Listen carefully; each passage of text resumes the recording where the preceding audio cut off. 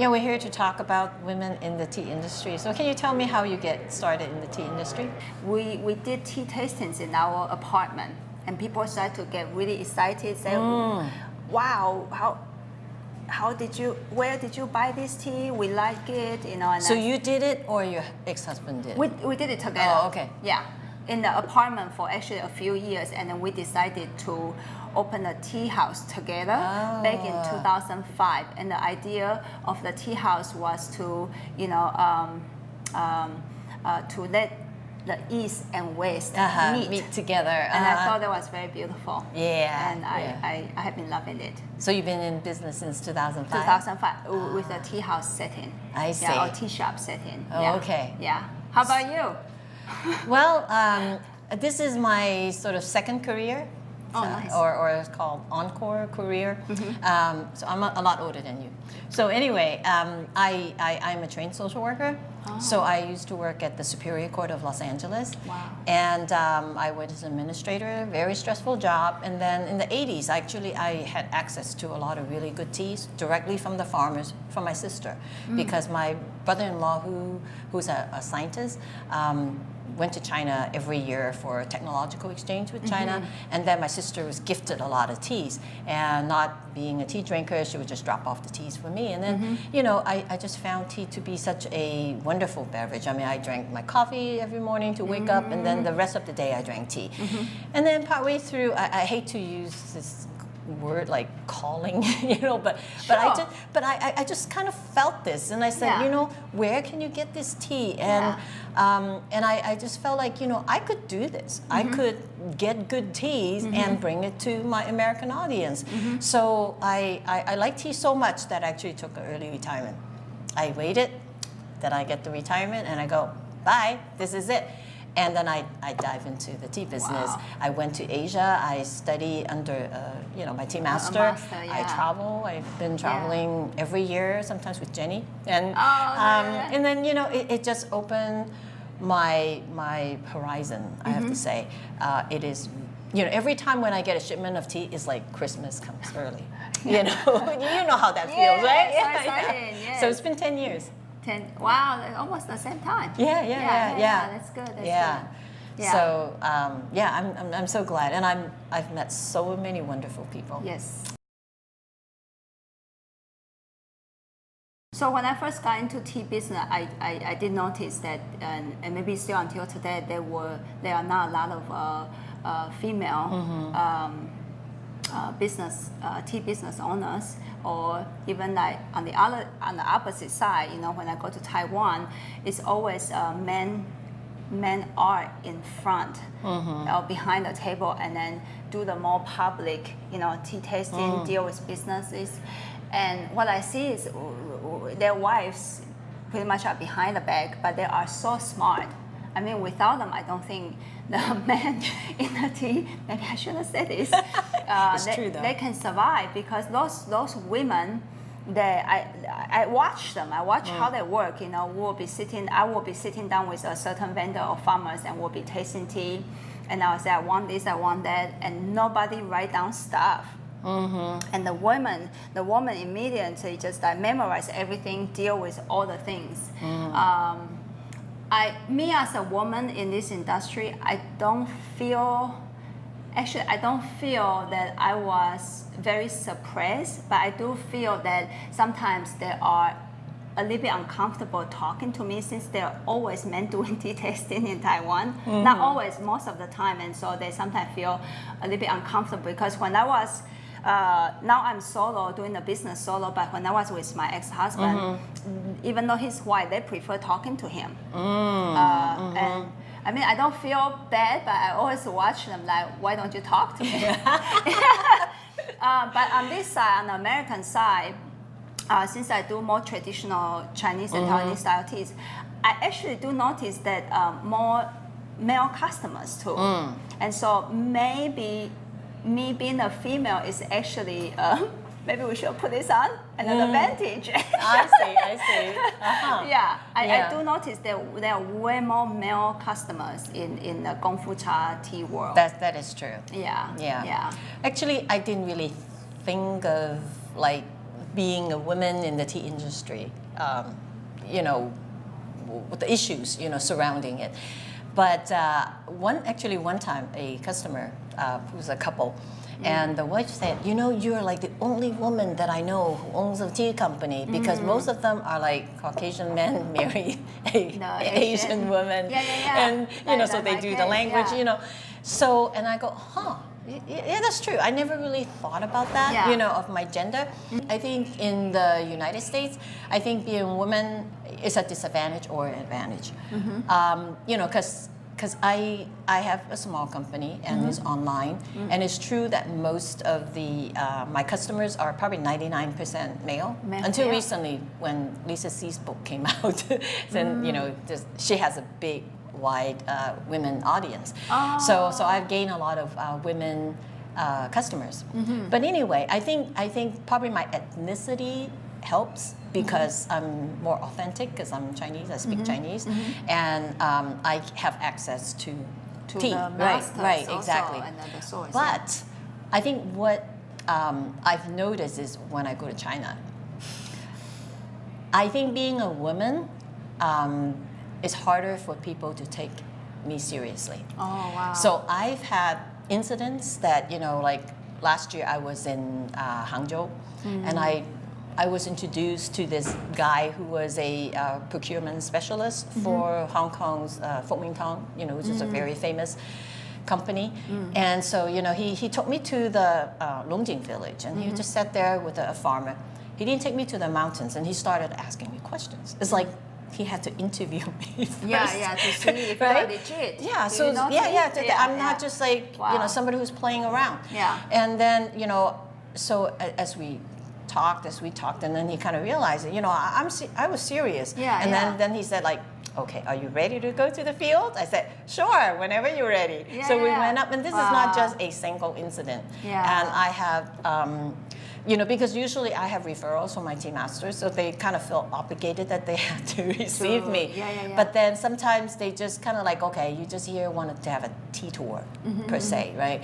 And it wasn't until I have to kind of prove to them that I'm serious, I know tea, and I was asking them about a lot about like the brewing, the processing, and then they kind of like, oh, okay, so you do know your stuff. And then we talked. And then we talked, and then we became longtime friends. That's good.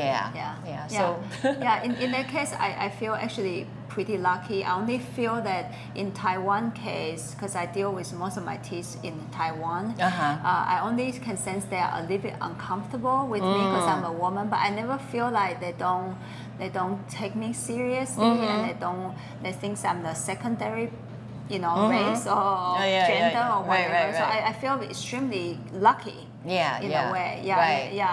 So you know, and also I think, you know, I mean, there are a lot of people in China who do these kind of tea tour, eco tourism, whatever, and so I guess they just don't want to sort of waste their time, you know, because they don't know how much I'm gonna buy, and you know, and so so I think, you know, but I would say that if I were a man, they probably would not look at me the same way. You as right, much. Yeah.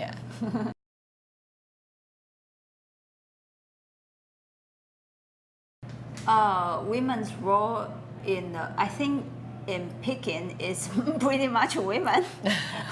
I rarely see men picking. Nowadays, a little bit, one or two. So if it's in Taiwan, if it's in a tea field, I would say for 20 people to pick tea at the same time, I would say 18 to 19 to 20 are all women, and then maybe one. I say, whoa, the man was picking. And so men collect tea for sure, and men processing tea almost not a lot of. I don't see a lot of women processing tea, and I would love to see more because that's something I would love to learn. You know, and I think women can learn. But women normally, you know, got asked to pick tea and then to cook food. And then when I said it earlier, when it comes to selling tea, women are still in behind. Like their role is to make sure the accounting is in order, the quantity, everything is in order, and men just sit there and then do their social thing Yeah. to conduct a business, and Yes. women don't generally conduct a business. So I'm imagining in a higher level, it's still a little bit, I would say, man dominating Yes. kind of a thing in a tea world. I Yeah. would say, yeah. That is true, because I have the opportunity to travel to various tea regions in the world, and that is true almost everywhere. Yeah, right. Pickers, always women. Women, yeah. Sorters, Yeah. women. Women, yes. People who sort Right, it, women. yeah. Yeah. The processing is always men. Men, yeah. Right. Very interesting. And like, so for example, in Japan, so the selling, the socializing, all men, Yeah. but then the one who packed the haracha, always women. Women, Yeah, yeah. always women. Yep, They're there, yeah. and it's pretty much universal. Yep. Yeah. Yeah. I mean, in China, I have to say there are some women entrepreneur who Sure. top of some of the major tea companies, but then for the most part, I would say they're men. Yeah. Yeah. Yeah.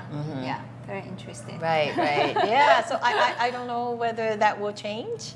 As you said, I think women can definitely do the other segments Yeah, of the absolutely. job.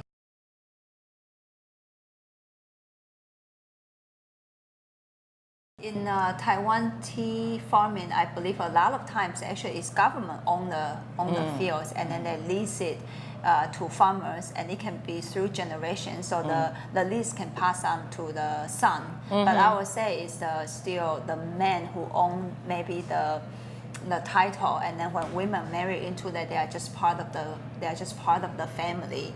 So I'm not sure if they own anything, but money-wise, I think it's pretty.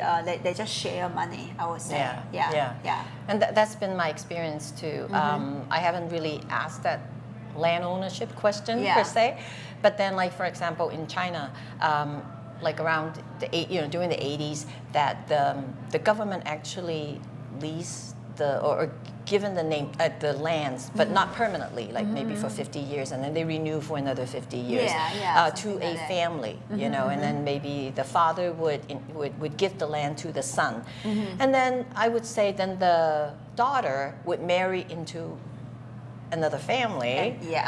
So, but the son will hold on to the land, and then I guess the wife will have to share with the husband of the interest of the land from on the husband's family. So, mostly, except I think I do know some wealthy tea factory owners who now can kind of buy up those lands, buy up, and then I guess the corporation would own the land, but then traditionally I think it's I mean in the Chinese culture it's always the son who gets everything. The son who gets everything. Yeah, even everything. the technique, like when there's a specific tea making technique, is passed to the first son of the family to grow tea with a specific skill. Right. Because they believe women are going to get married, and then we belong to somebody. Right. You don't want to kind of pass it to her, and then she will take the skill and teach another family. And then because she doesn't belong to us, so things like that. Yeah, that's very embedded in the Chinese culture. So I would say I think in Asia, men still the dominant force in the tea industry.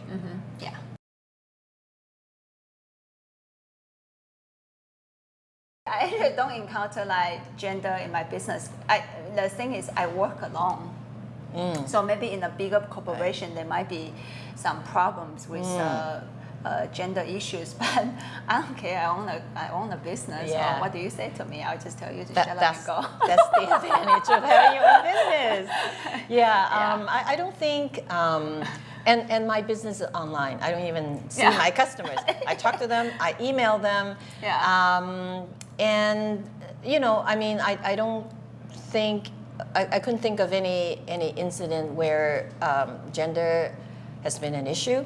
I think people, for the most part, who buy like authentic tea, I mean, they're very serious in the tea. And I always find them to be respectful. And as you said, having your own business, I'm my own boss. I know.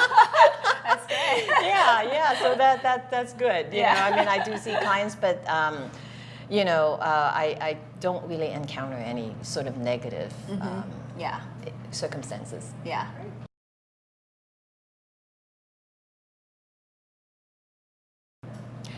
You know, I would like to see more women to be in the tea industry, being like starting their own business. I mean, starting your own business is scary. It's a lot of pressure, financial pressure. But I think, you know, I would like to see more women just take that risk. It is, I mean, my experience has been that a lot of the tea companies are still owned by men. They may have a Asian wife who will do the translation. But then I think those wives can start their own company. Right? Yeah, that's true. Yeah.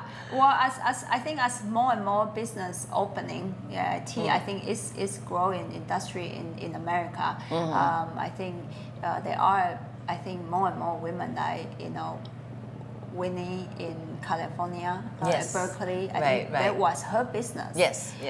So I think at least in West Coast we got some women team going on. Yes. And that's very good. And I just believe that women are capable of doing anything in the tea industry as men. Right. And of course we can work together for sure, men and women. But I just think I think it's a good sign. Right. You know? And the other way too, because you see, you know, women being sort of, you know, the demonstrators of the Kung Fu Cha or the Japanese tea. Always like men can do that. You know, men can do that, right? Who said that men can be elegant in presenting tea? So the women can take the role of a leadership and be the boss, and then you know, men can always do the fill the role of doing the ceremonial type of. I mean, you know, there's no reason why not. Well, since you mentioned that, I do have to say this is something that I would like to see change, because women in this sense, since you mentioned that we always I always see women that dress up in our own traditional dress and then just like seriously. And then so I feel we are an object. We're an object to be pretty. Yes. To be pretty and elegant and to do tea. Like who do? No offense to other women who is doing this. Sorry, I apologize. Like why do we have to dress up and then do whatever thing is doing? As you said, can men not just like I don't know, men can just be natural and brew tea. And so it is still, I think in the tea industry, this part of the tea brewing is a little bit too. How do you use the word? Too stereotypical. That women has to be graceful. Or something. And then just like we are look good. We are the vehicle only. Right. But the focus should be on tea. Or we are never the master. Right. Like, I'm not sure if because we are always just the person who do like stay pretty and stay young and skinny. I'm getting middle aged, so I'm just grumpy, man. I just stay pretty, and then like masters.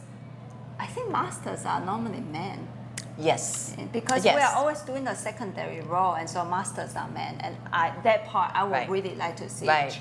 Right. You know. And the demonstrators are the women, the people who do the tea ceremony. You know, the performance. The performers are women. We perform and please. Exactly. So I'm getting very angry. The men are the masters. We're gonna change that. Yes, someday. Oh, this is fun.